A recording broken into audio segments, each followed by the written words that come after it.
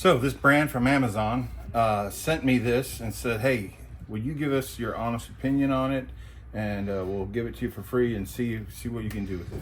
So it's a 52-in-1 precision electric screwdriver. Let's open it up and see what it's about. All right, so it comes with a pin that you can put somewhere that 52 different sort of bits in here. That's why it's 52-in-1. You have everything from regular screwdrivers to hexes, thing for like glasses and electronics. It's all one handy device. Tells you the size of each one on there, and it's coded by color for each different type of bit. Here's your screwdrivers right here. When you're done with it, just pop it back in there. And here's your screwdriver. Go ahead and turn it on. And I have a little screw right here that I'm going to use. Reverse. Oh, there's a lot of power in that.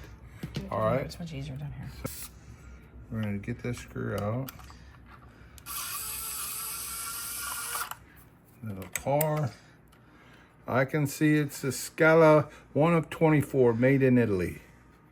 Nice country. So